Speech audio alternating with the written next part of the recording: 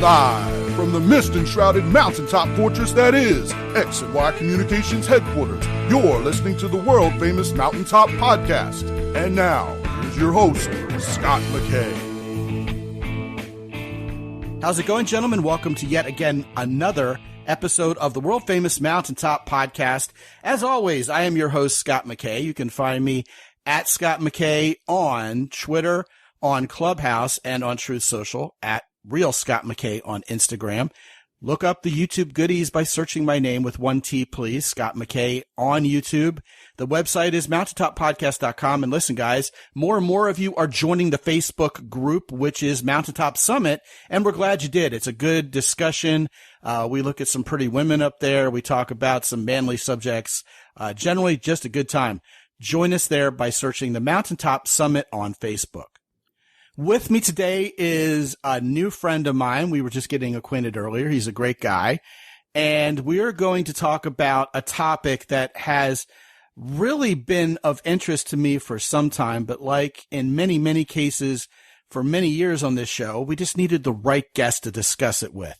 His name is Dr. Joshua Estrin. You can call him Joshua. You can call him Josh. You can call him Dr. Josh. Just don't call him late for a boardwalk shot appointment.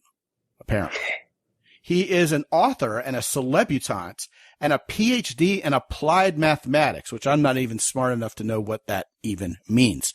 Nevertheless, he's also the author of a book called Shut Up and Listen to Yourself 2.0, which of course demands the question, what was 1.0 about? And today's topic is one of those that's sure to spark a healthy conversation, and I have no idea where it goes. And as a matter of fact, I may have a few more butterflies in my stomach than usual about this one, just because I honestly have no idea. But Dr. Joshua Estrin loves the topic of courts deciding your sex life, specifically that they shouldn't be doing so. And that's somewhere where we agree. Now, if we disagree somewhere along the way about the minutia, maybe they're not minutia, maybe they're major talking points associated with that. So be it. But we're going to have a lot of fun. We're getting along fine already. So I'm really looking forward to this show. Dr. Josh, welcome to the Mountaintop, man. Hey, thanks you. I appreciate it. You know, I full disclosure, I'm kind of like fanguying you. So, I'm super excited to be here. And, you know, we discussed before the show that we're just going to take this in the direction it needs to go. And, you know, some people might not agree along the way, but isn't that why Baskin-Robbins has like 30 plus flavors? Hey, I'll accept and appreciate you being a fan guy, although I don't really know what that means. I'm assuming it doesn't have the same connotation as fanboy, because sometimes that can be perceived as sort of a negative, you know? I don't know. It's just kind of like, you know, I don't want to sleep with you, but maybe we'll be in a bromance. Yeah, well, that feeling's mutual. I don't want to sleep with you either. Thank you very much. Full disclosure to the guys listening, Dr. Josh is a gay man. Uh-oh. You just lost half your listenership. They're going to have to cope, okay? But I think that's terrific, specifically for the topic du jour, because you're going to bring a whole different perspective. And I have a feeling that whether you're gay or straight, we're going to agree on a lot of these ways where the court is just overstepping. So that's really something I think is a cool angle that we're going to present on this show. So I'm actually looking forward to that. So am I. And, you know, full disclosure, as a man who happens to be gay, for anyone that's listening, I don't want to sleep with any of you. That's fair enough. Okay, so don't worry. Well, you know, the majority of this audience is straight. We're looking to date and relate to women on a romantic level. Some of these guys are married, but we also have some guys who are bisexual. I've also heard from guys who are trans. And if anything, they appreciate the honesty and the lack of judgment that we present on this show, even though we are what some would term heterocentrist. And that's fantastic. You know, despite the rumors, Kinsey had this scale, you know, back in the 70s about where we all fell, you know, in our hetero and homosexuality. And, you know, I don't think women are gross and disgusting. They're like beautiful. And I just want to let all of you figure out how to navigate them. Yeah, that's exactly right. I mean, that's one thing I've noticed about gay men is it's not about hatred towards women, and it's not necessarily about hatred towards men on the part of lesbian women. It's simply a matter of sexual orientation. Yeah. Absolutely. So it's even in my own community, I tick some people off because I identify as a man who happens to be gay, not a gay man. It's like a slice of the pie. There's so many other amazing things about me. Just ask my mama, being gay is actually not one of them. Well, I think we're going to get to a point in this culture sooner than later where we've moved beyond LGBTQIA acceptance and really we stop talking about it. It's kind of like how Morgan Freeman once talked about race. Well, no, we're not a racist nation anymore when we stop talking about it all the time and we're just humans together. Right. Yeah. Right. Absolutely. So welcome to the human race, human. Yes. And I'm really looking forward to this. And I've already invited you back to do another show on how gay men and straight men can finally peacefully coexist in this world. And even though that may be an uncomfortable topic for some guys, I think it will be a welcome one and an honest one and a conversation that really needs to take place. But for now, on the table is what's near and dear to your heart, which is, will the courts decide your sex life? And it's a rhetorical question now, isn't it, Joshua? At least in terms of your opinion on the subject. Sure. Well, I certainly don't want them to be deciding anyone's sex life, including mine. I mean, besides the fact that at this point in my life, it's not nearly as interesting as I wish it was. In all seriousness, the last place I want the courts is my bedroom. Well, I mean, from a libertarian perspective, do we really want the courts messing around in any area of our life that's allegedly private? And therein lies the whole simplicity to the question, in my opinion, and for me, it's a resounding, hell no. Just like get out of these areas of my life that are, as you said, personal. That's why they call it a personal life. Yeah, I mean, exactly. And of course, the recent decision that has been kind of nicknamed Dobbs. Yes. Which is short for the official title of it, was all about overturning Roe versus Wade. And the judges who voted to do this were saying, hey, you know what? This was not something the courts had any business deciding to begin with. This is something that should be left to the states to decide and the voters to decide. The courts should stay out of this. And of course, Clarence Thomas, perhaps infamously at this point, added to his opinion in siding with the majority on this ruling that maybe we should look at other things that involve your personal privacy, like birth control, gay marriage, et cetera, et cetera. And, kind of like joking at a funeral, I just think the timing was really, really bad for him to say anything. We needed to let the ashes from this one fall back to earth after the massive explosion before we went into any of those areas. But, a lot of political activists who are pro-choice were like, oh my God, now they're coming for your condoms. Now they're going to break up your gay marriage.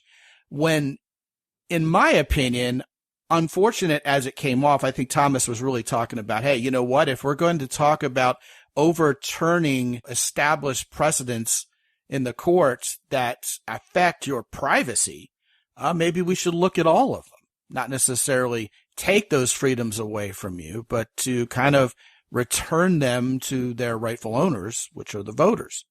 So I know your take may not match up with mine on it. So let the fur fly.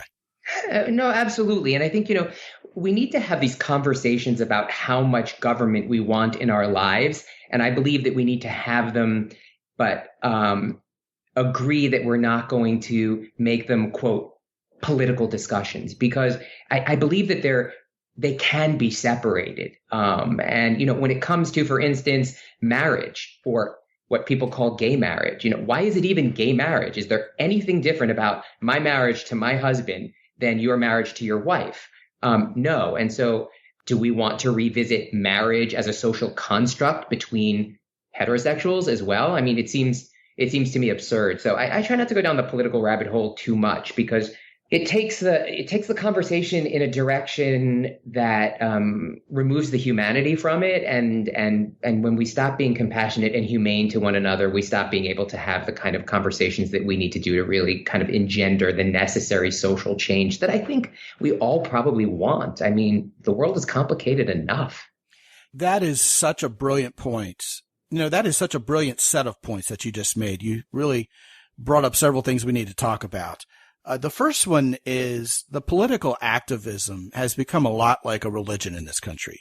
And what happens when we become really dogmatic is we become closed-minded and we don't think for ourselves anymore. We simply do what we're told, which is the very essence of losing our freedoms, which is a passionate topic in your mind also. And what has gone on is I believe a lot of people are sacrificing their personal freedoms, even what's important to them, literally on the altar of this new God, which is politics. If the Democratic Party or the Republican Party tells me I should believe this or do this, then not only am I going to fall into lockstep with that, but you're an evil, horrible human being who's basically Satan or worse, a Nazi, for thinking differently from me. And that can become sanctioned hate. And that's what you see on Twitter nowadays, is I hate you because I perceive you hate me. And that's really screwed up, isn't it, Josh? I have to agree with you on that one. I think that, anytime we make decisions just to kind of toe the party line, it's completely illogical. And, most of us want less government. And when we start making decisions simply because we're red or blue without thinking for ourselves, then it's kind of counterintuitive to the whole discussion and argument and cluster muster that so many of us get into when we have differing political views. I mean, what happened to the days when we could just say, that's a stupid idea. It was my party's idea, but that's a stupid idea, and move on with our lives instead of having to be right, be so committed to this desire to just be right, rather than, I mean, it's a cliche, but do I want to be right or do I want to be serene? And I gotta tell you, most of the time on the vast majority of the topics that come flying by me from all the major news outlets, I just want to be serene. I don't need to be right on a lot of things. Well, I don't think we need to go spewing our opinion to everybody who asks, because most of the time we're so inundated with opinions to begin with that we don't even listen. And we know opinions are like, so exactly. Yeah. Everyone has assholes. One. Everyone has one. Yes. And they all stink. Keeping the court out of your life isn't only for one side of the political divide then. You just can't cherry pick these issues and say the court should codify Roe versus Wade, but the court shouldn't do anything about this other one. It should stay out of my way. And be honest with yourself. You have to be willing to realize that fairness is fairness. And if courts are supposed to be fair, that's what it's allegedly all about. So what it comes down to, Josh, is vilifying the other side really is hate, regardless of the position. Otherwise, we're kidding ourselves. And, I've always said, and I think I'm right about this, but I want to float it by you anyway.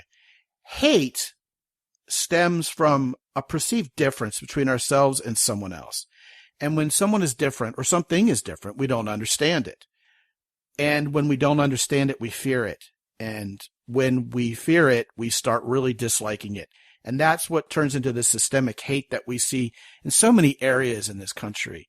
And what happens is when a group of people or even an individual has been marginalized, or let's just call it as it is, hated too much, it could cause backlash in kind. I mean, which is understandable from a human condition perspective, but it's certainly not productive. For example, if you're pro-choice, all right, these folks have really pivoted to where they just have a deep hate towards dogmatic Christians because they think the Christians are doing this to them. And, we're going to talk about abortion, I'm sure, but I think that point stands alone in really addressing the psychology of how this hysteria over politically charged legal and judicial issues really has just reached a fever pitch in this culture. What's up with that? Clearly I love throwing degrees around. So my master's is in clinical therapy. So I hold a license in clinical therapy and human behavior. And what I've found is that when we understand to the best of our ability people who are different than us, which is completely different than agreeing or accepting, simply understanding, it really drives your point home. It's very hard to hate someone who you understand. That's right. And so it really is just a personal commitment to saying, I want to wrap my gray matter around who you are Scott, and how you fit into your world so that I can better wrap my head around how we can both navigate this big blue marble. And that doesn't mean that we have to sit around, being besties. It just means that we don't have to beat the crap out of one another verbally or physically simply because we disagree. Well, sometimes disagreements are healthy because you can learn from someone else. I mean, that's one of Jordan Peterson's 12 rules for life, right? Is always assume that the person you're talking to can teach you something. That's the essence of power.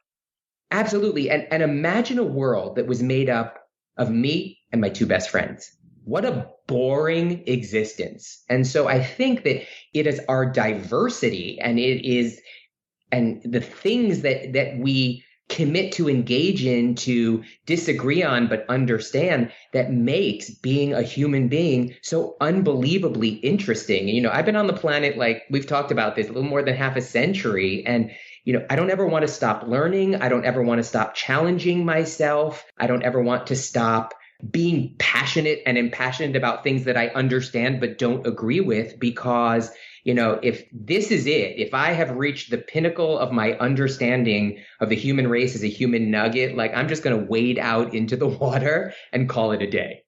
And what goes along with that is if any of us who've walked this earth for a certain amount of years, which both you and I have, we'll just leave it at that, we have to acknowledge that right now, at this very moment, we don't necessarily have the same opinions we had when we were younger.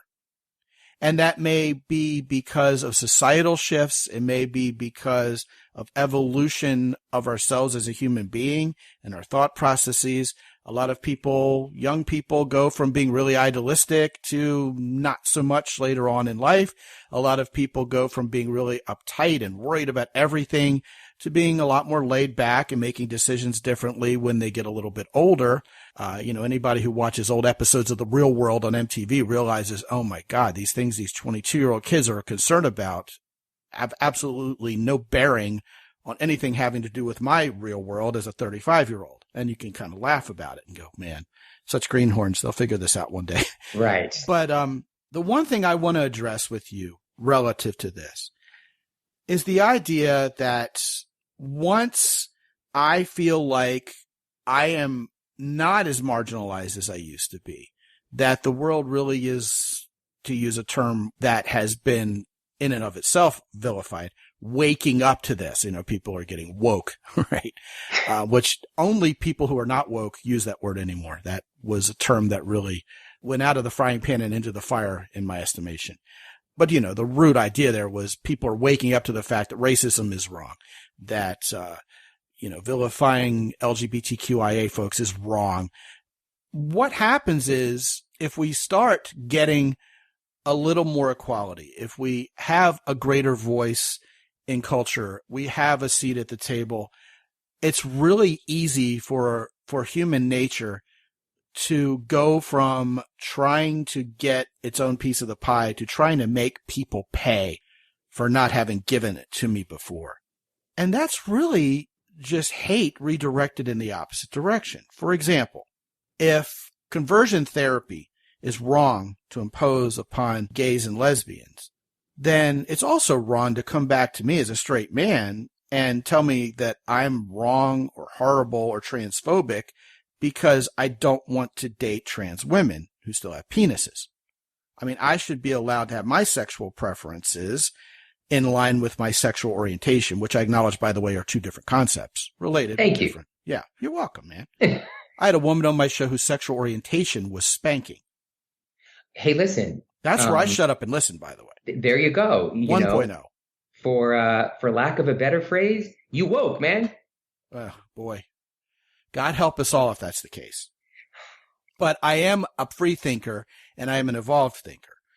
And that's why if someone comes up to me and tries to impose homosexuality on me, I will remind them that I am not imposing heterosexuality on them because I believe it is our human right to decide who we're going to sleep with. Absolutely. And, even to just roll it back a little bit to something not as supercharged as, someone making an improper sexual advance on you, if, your orientation differs. You're not going to go up to a woman at a bar and do your best to introduce yourself and have her say, hey, thanks, but no thanks. And then, impose yourself on her. And I think that holds true.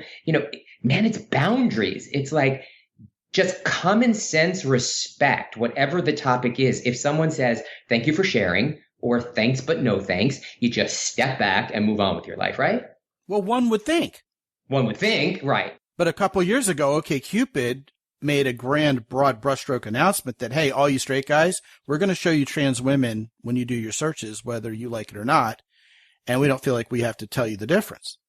Which is where we have to start holding some of these platforms and communities. Look, I'm going to say it, and this is going to make me hugely unpopular with my own community, is that, there's a lot of work to be done within the LGBTQA+ community as well. It's not like we have it all figured out, because if we're asking for equality and inclusivity and acceptance or understanding, we need to understand ourselves first and boundaries. And so when you're on a site, or when you're on a platform, or even when you're in, dare I say, the real world, and you make a decision, as you said, that there are certain people, places, and things that just aren't, your cause célèbre, the kind of things that you want to get involved in, you shouldn't be vilified for it and made to be the Antichrist. If you happen to be heterosexual and you're not open to a trans person who has not fully undergone their gender reassignment, that doesn't make you a bad person. It's just like,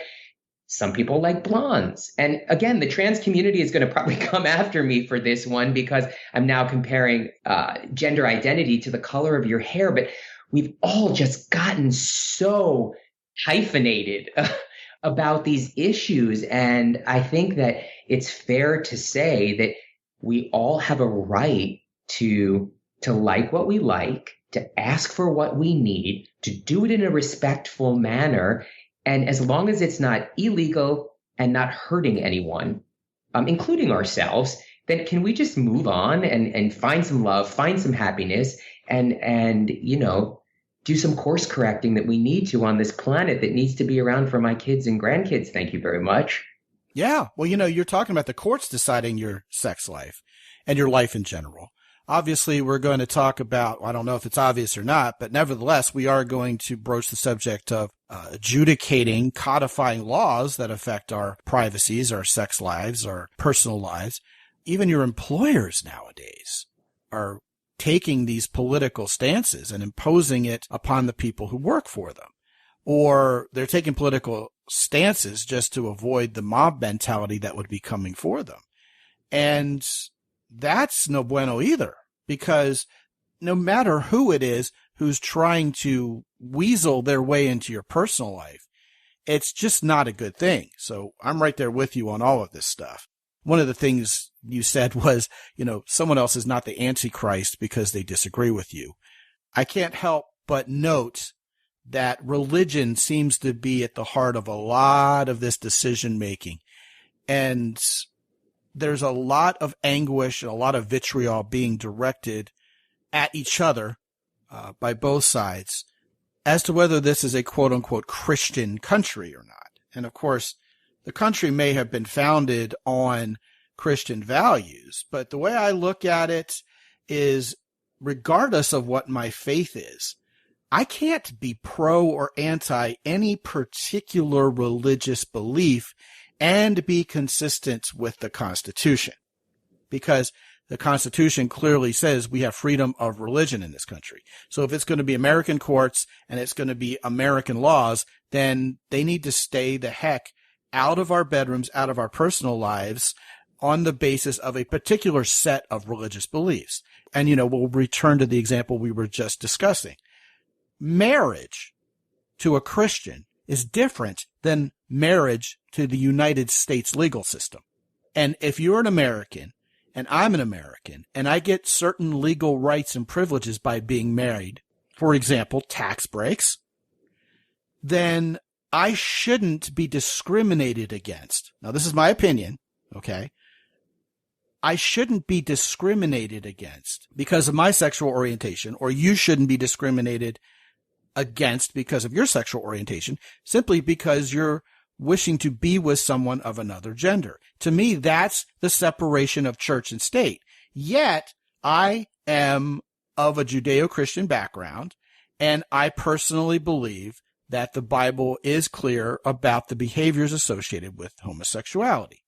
But that has nothing to do with the government and our rights. Now, before we get too excited about that, I know you want to riff on this, but I want to acknowledge something. And recently a movie was made about this that won Oscars. Tammy Faye Baker was the wife of a conservative Christian television evangelist. After her husband died, she had an epiphany of sorts, famously, where she really found she related to gay male culture very closely. And she publicly said, I love you guys. I relate to you guys. I really like you guys. And even though I may disagree with what you do in the bedroom, I'm going to love you as a human being. I'm going to accept you as a human being. And she did that later in her life and basically became a gay icon. Mm-hmm. Because very much so. Yeah. So why is it so freaking hard for people to separate the fact that, hey, I may have religious beliefs, but you're still a human being. You're allowed to disagree with me. I mean, Jesus himself loved sinners. I mean, right. Why is this so hard? Because I think the religious political partisans find this idea of a competing religion to be either quaint, archaic, or flat out straight up at worst a threat. And it's just so messed up, and it's really not constitutional, is it? Well, for me, it isn't. And again, I'm not the sharpest knife in the drawer, so I try to keep it simple for myself as much as I can every day. And there are a lot of different religions in the world, and each of them has their own rule book. No disrespect to what some people call the Bible or the Quran. And I say, whoever you are, if you have a specific rule book, live your life by it. In fact, I will vehemently protect your right to your rule book. But if you don't want to get married or don't believe that marriage is between, anyone but a man and a woman, then if you're male, don't get married to a guy. And if you're female, don't get married to a woman. And I'm not trying to be, trite or flip about it.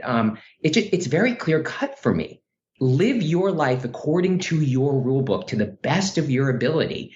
And I'll live my life. And there's going to be intersections that occur where we're like, oh, our rule books, they're kind of living in the upside down of Stranger Things, and we're not gonna swim in that same pool, but there's so many other pools that we can swim in. And so I don't understand why it has to be this cluster of muster when it would be very easy if we all lived by whatever rule book we do within the boundaries of our own lives. And I want to understand your rule book, because my bet is that there are things, some takeaways in there, like 12-step recovery says, take what works and leave the rest behind.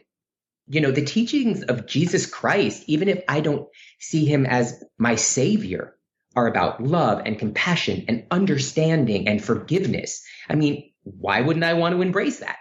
And so I want to understand your rule book so that I can incorporate it into the fabric of my life. And if some things just don't quite jive, well, I'm going to let you live those things. Yeah, I think that's a good word, and I think you're thinking very clearly on it.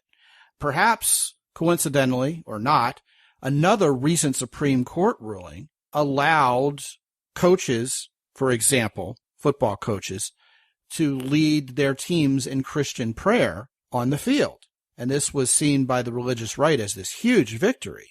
But then someone who was a proponent of the Satanic Church said, hey, I want to go and lead a satanic prayer on the field of play the next time we play football here at my school. And the Christian right went, oh, no, you can't do that. It's like, well, wait a minute, dude. You can't have your cake and eat it too around here.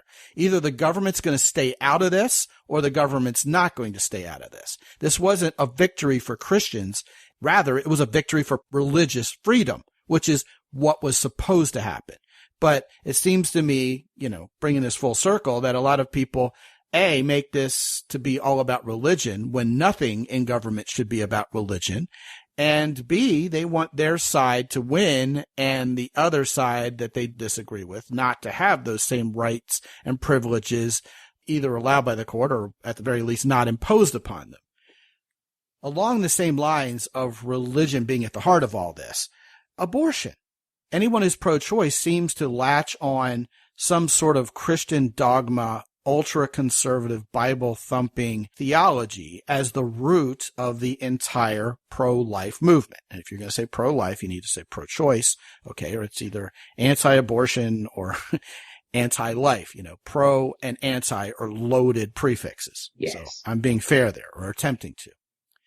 It is a fallacy that all pro-life argument is based on Christian dogma. It's just not true. It's a lie. It's not honest. A lot of people who believe that abortion shouldn't happen believe that way because they've seen videos of fetuses at 6 weeks old and go, dude, that's a human being to me. Some other people look at the admittedly racist roots of Planned Parenthood and just say this whole thing stinks from the head.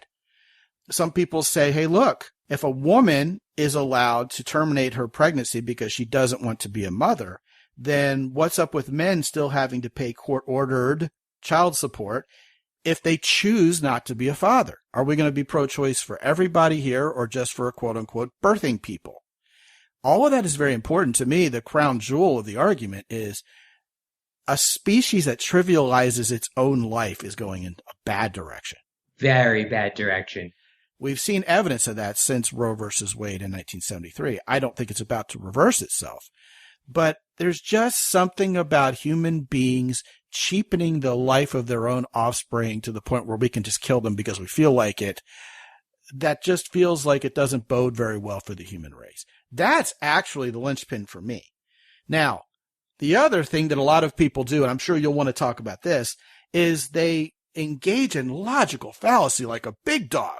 I mean, there's the all or nothing logical fallacy everywhere. Just like, to be fair to people on the left and the right, a lot of people on the right will knee-jerk when they're trying to ban bump stocks, for example, which actually enable a semi-automatic weapon to act a lot more like a fully automatic weapon.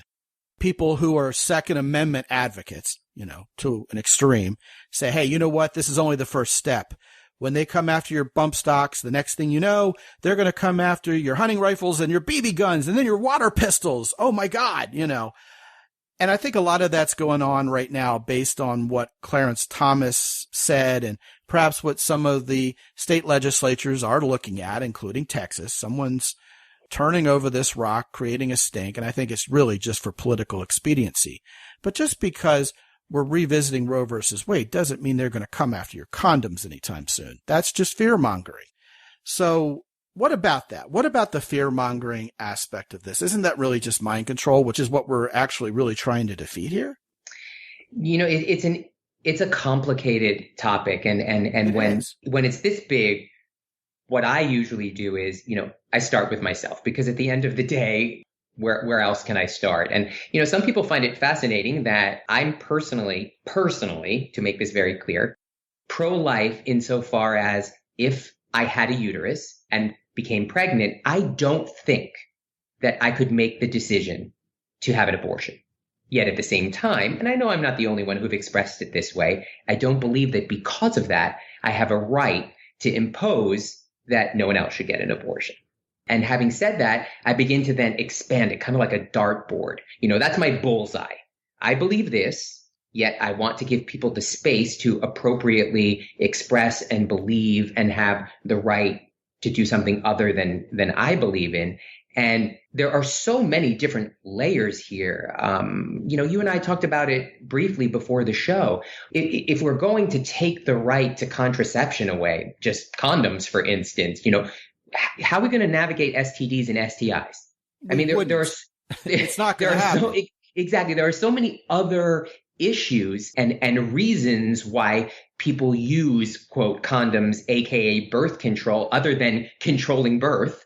And subsequently, we need to be ready to have those discussions, or just say, as you said now many times during the course of this show, that the question on the table or the issue on the table isn't always what it is. And when we peel back that thin veneer, it stinks of politics. Of course it does. This is why when we start talking about parental rights, there's a lot of talk about gender affirming treatment for minors or abortion being granted to minors without parental consent when virtually any other medical procedure requires it and nobody's arguing otherwise. So when someone says, hey, shouldn't kids be at least post-puberty before making permanent gender decisions? Isn't this really something that parents should have at least the right to know is being talked about with their kids? I mean, my wife put it kind of succinctly. I bet they're stuck with the bill afterwards, regardless of what happens. And it really does smack of politics, doesn't it? That's why when this political agenda starts superseding really rights we consider to be extremely basic, like the right to raise our kids as we see fit, it becomes a huge political talking point with the upcoming elections. And really, I think this deep leverage, which really, again, Josh, feels a lot like turning activism into revenge-based hate. I think these are going to become huge issues, and I don't think they're going to stick ultimately. It's an interesting point. There was a time in my professional career where I was practicing as a clinical therapist, and I had the responsibility if an underage child came to me and expressed suicidal ideations to talk to their parents about it. But there was a caveat to that if there was a situation where it would put the child at risk, I had to navigate a very, very precarious and slippery slope. And so for me, again, it's about understanding. One of the responsibilities and priorities about being a parent is, again, understanding.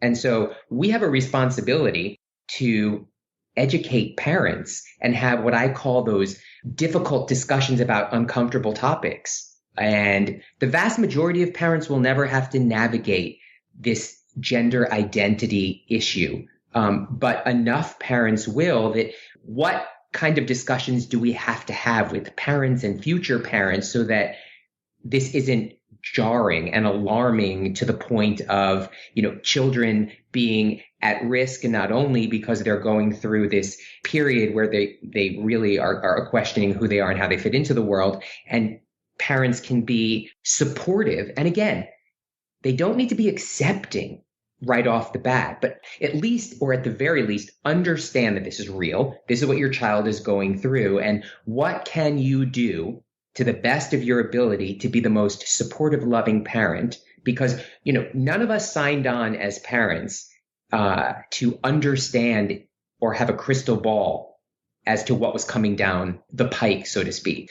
God forbid your child goes to the doctor and you're told they have cancer. Did you go into having kids thinking, my kid is going to have a terminal illness? There's a learning curve, and there's so much that as parents we have a responsibility to step up to the plate and learn. And this is just another one of those things. And do I want the government to be stepping in and deciding what my child is told or not told? I don't.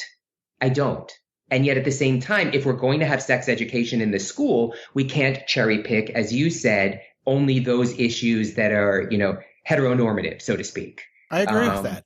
And so, this is where we have to get real with ourselves, right, Scott? And as you said, we can't say, government needs to, tell these people that they can't get abortions, but, I can't basically have a semi-automatic, in my living room. And that's where we don't have the luxury to dig in our heels and just bring the conversation to a hard stop, because this is not the end of the discussion. This is not the end of our lives. This is not the end of what America is going to look like. And if it is, if we're at the end of our evolution and revolution as a country, wow, I'm going to walk into the water again and just let the tide take me, because there's distance to travel, and that's both concerning and exciting, to be honest with you. Yeah, two things there. First of all, common sense should be common. It should be something we can all agree makes sense. Yet, it seems to me when things get politically loaded, common sense is leveraged for political expediency to the point of not making any sense anymore, let alone common sense. So there's that. Second of all, you bring up a fantastic point that I want to underscore here, which is parental rights, properly granting parental rights back to the parents, absolutely doesn't mean that we've abolished parental ignorance, you know. Can you say that louder for the people in the back of the room? You know, you need a license to get everything except a kid. Exactly. It was a Steve Martin movie where they said that, wasn't there? And why is that the case? I don't know. A little training goes a long way. A little resource here, a little resource there. Why not? Right? And, you know, can we all just admit that it's really hard to be a parent? I mean, puberty is the universe's joke. It's just, you know, anyone who's been a parent or is a guardian or who has ever had to navigate puberty with a young one, it's just like, holy cow, they're like aliens that have just, where's the pod? I don't know. And exactly. You know, my heart goes out to my fellow brothers and sisters who happen to be procreating or who have adopted or who are taking that parental role because, you know, I've got kids now in their 30s and they're just starting to look at me with that glint in their eye that says, you know what? Maybe you know a thing or two about a thing or two, but wow, that whole adolescence, pre-adolescence, pre-puberty, puberty, parents out there, it's brutal. You're really doing the best you can. And the more knowledge you have, I guarantee you the easier it will be. You know, I call that the knucklehead stage, at least as far as boys are concerned. From about 10 to 13, man, my sons were just knuckleheads. I mean, no responsibility. Teenagers are selectively deaf. Yes, and they're sharing brain cells. Yeah, right, exactly. When you ask any teenage boy a question, he's going to answer with, what? You know, like Brett from Pulp Fiction. And yet something sort of magically happens, at least we hope so, and trust so, around 14 or 15 years old, where they start acting a little bit more like young men, and you can actually see the light at the end of the tunnel. That's what's going on with my younger son right now. Fantastic, fantastic. I think they would come at me with torches and pitchforks, Josh, if we didn't at least talk about the Florida quote-unquote don't say gay bill. And it sort of hits it right down the fairway here. That bill is a 5-minute read. And based on Twitter, I don't think anybody's actually read it. They're just, once again, wait for it, doing what they're told by their political side. They're opining as they've been told to opine. The bill does not even mention the word gay. And correct. So it's sort of dishonest to say it's a don't say gay bill because it doesn't say don't say gay. It just simply doesn't say gay. The gist of the bill is if my kid is from K to 3, kindergarten to 3rd grade here. I mean, none of us have hair on our crotches in 3rd grade. Now that's a visual that I can never unsee. Yeah, well, I'm just saying I didn't. And the stipulation, again, I think it's this fear-mongering, is being made. And, you know, the stipulation is please don't talk to our kids in school as teachers, as administrators, as janitors, about anything having to do with sexuality or procreation. It doesn't even mention sexual orientation at all. In other words, if you're an activist teacher and you want to teach my 1st grader that sex is of the devil because you're a Christian Bible thumper and they should abstain from sex all the way to adulthood until they get married, you're still in violation of what this bill is talking about. Yet the fearmongers out there are saying, hey, because this is Ron DeSantis, because this is being proffered by Republicans, what they're really trying to do, you know, the old argument about dog whistling to your base, you know, which is brilliant, by the way. It allows you to put words in other people's mouth that they never really said. This is all dog whistling to say, hey, if you're LGBTQIA, we don't want you talking to our kids. And they give all these examples. And of course, the people who are the loudest voices in opposition to this are LGBTQIA folks and allies. But at the baseline of this bill, I really don't think I want teachers talking to my kindergartner and my 1st grader, 2nd grader, 3rd grader about these issues. They should get up there and teach. They should teach arithmetic. They should teach reading. Just recently, the Vice President of the United States was giving a presentation where she said teachers should be allowed to express their views freely to kids and tell the kids what their values are. And I'm thinking, like, really? I mean, should I be able to go sit at my kid's teacher's kitchen table and express my values to her and her family over dinner tonight? I don't think that's the place of teachers. I don't think it's the place of the collective village, a la Hillary Clinton, to raise my child. I think this is up to the parents who birthed those children, pay the bills, and are raising them, who they come home to at night. And yet, again, politics may have driven the Florida legislature's goals here. I'm not saying they weren't thinking about that at all, but the bill becoming law can really only enforce what it says it enforces.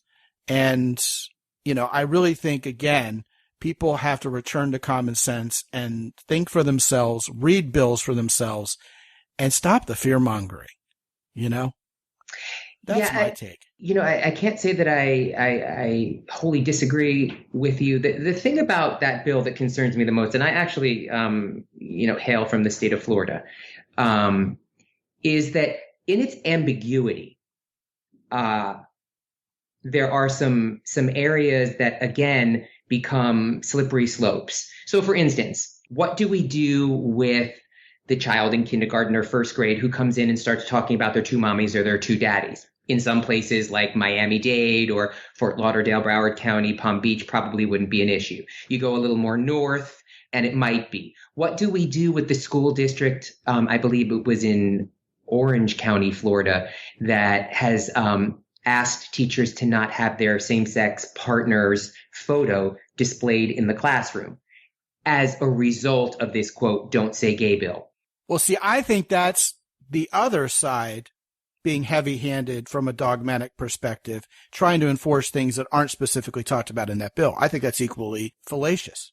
Exactly. And so I've really tried to synthesize and understand again both sides of the argument. And, you know, if I was a parent, I wouldn't want my kindergartner to be taught about the birds and the bees anywhere else but home, you know, hetero or otherwise. There's no place for it. But I would want a space where the books that they're read reflect the world that they're entering into. And the reality is that in this world, as it was in the past, just probably not so much out there, so to speak, in front of you. There are kindergartners with two mommies or two daddies. And so why wouldn't they be read books where that's reflected, much like they would see books where mommy and daddy aren't of the same race? And so this is the problem when we bring politics in. The intention should be that our children have an education, especially at that young age, at that foundation that can be built upon so that they become productive citizens of the world. Political activism versus education. Exactly. These people exist, but I don't need you to become one of them because I am. And, you know, I will say, I believe with you very strongly that, number one, you know, I think teachers are our superheroes. I mean, they take care of other people's children for like 8 hours a day. What is that? I've been a teacher before. Far be it from me to say otherwise. So thank you. Yet at the same time, teachers also have a responsibility to teach, and sharing your personal political views in the classroom. To me, I just don't understand it. You know, that's for your personal life. That's why they're called personal views. Yeah, well, I mean, everybody should be respected. Kids, teachers, adults, from both sides. And when it becomes a partisan battle and kind of bringing this full circle, Dr. Josh, it becomes this quest to be right. And if you don't agree with me, you're not only wrong, you're flat out evil. I mean, that's what led to Rwanda. Right. Know? And the irony there is the only reason we probably think Rwanda could never happen here is, ironically enough, because of racism. And what I'm saying there, just to be completely point blank about it, is plenty of the same people who are so quick to blame others in fear and pronounce others who are different from themselves as evil Nazis or whatever are the same ones who are too ignorant, frankly, to understand that's exactly where we're headed nowadays. I mean, it only requires a cursory knowledge of the Rwandan massacre to know that it was the people who were told they were the oppressed ones the Hutus, who were riled up by the media. Yes, that's exactly what happened, to go and make a violent preemptive strike against the Tutsis, who were perceived as the quote-unquote privileged ones and their oppressors. Get them before they get you. And that's exactly the mentality we're seeing here in Western culture nowadays, and it's scary. And the media is certainly doing nothing to help solve the problem. And I am including both the left-leaning and the right-leaning media in that pronouncement. And history simply cannot repeat itself here or in Africa or in Asia or anywhere else, frankly. So here it is. Regardless of your, my, or anybody else's perception of someone else's culture and how quote-unquote developed their country is, the simple fact of human nature remains the same. They're humans, we're humans, and if we start villainizing entire social groups of people just because they're different than we are or disagree with them or we're afraid of them, which is what happened in Rwanda, not only may we end up having a civil war, we may end up hacking each other to death. And I don't think that's an overstatement. I don't think it is either. It's a brilliant point, and it's why you do what you do, is that we simply need to understand that part of what makes us so deliciously human is that we're different. And different does not mean wrong. Different does not mean better. Different just means different. And we have so many examples in history of genocides that were started out of this need to be right. And fueled by their differences. Exactly. And so, again, trying to bring it full circle. If I understand you, it's very hard for me to be afraid of you. I don't have to like you. I don't have to agree with you. I don't have to hang out with you. But if I understand you, then the fear isn't there. And if the fear isn't there, then we don't react out of a place of, again, fear, which oftentimes leads to violence, which then escalates. And so I am an activist for only one thing: understanding. Amen, man. We're on the same page there. This has been a fantastic discussion, Dr. Joshua Estrin. And there are so many other rabbit holes we could have gone down here. So many things I feel like we've left on the table that I think it'll warrant further discussion. But what I know about these guys is when these shows get over an hour, fewer people download them. Call it, chalk that one up to our 21st century short attention spans, I guess. But, again, this has been a fantastic show on a topic that I've been wanting to address for quite some time. And I think, you hit it out of the park, man. I think it's fantastic. It's been my pleasure. I would love to come back and give your listeners some dating advice, because the ladies out there, they tell their gays everything. Oh, man. I have the inside track. That topic has your name written all over it. Yes, but every girl needs her gay. So, they talk the trash about what all your men friends are doing wrong, and I can help them course correct. I think that's a fantastic idea. We'll be there for that. His name is Dr. Joshua Estrin. He is currently in Mexico, but he hails from Florida, just like he said. The difference between you and me is you hail from Florida, and here in Texas, it just hails. I've had my roof replaced twice. He is the author of Shut Up and Listen to Yourself 2.0, which I put at the top of my Amazon influencer queue, which you can reach by going to mountaintoppodcast.com.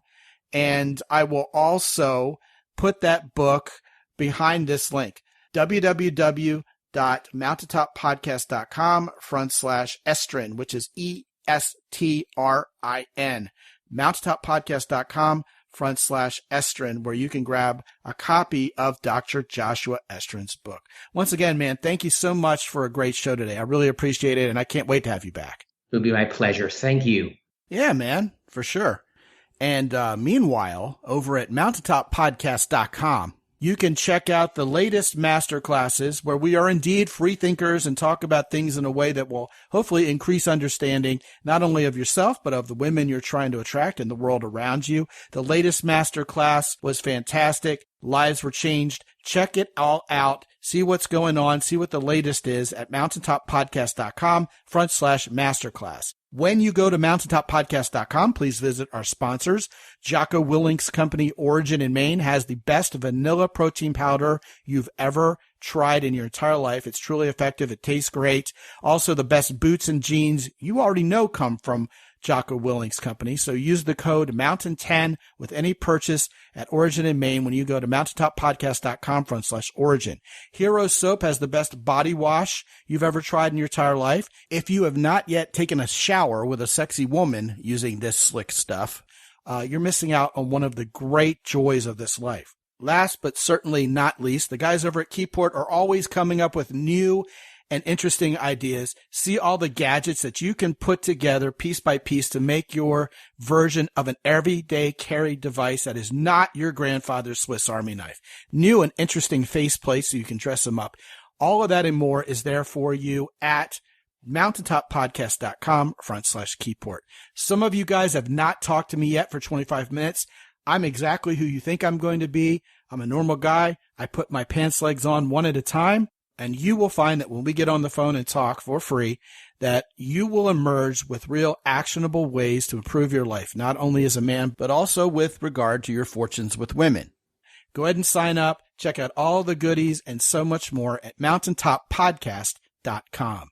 And until I talk to you again real soon, this is Scott McKay from X&Y Communications in San Antonio, Texas. Be good out there.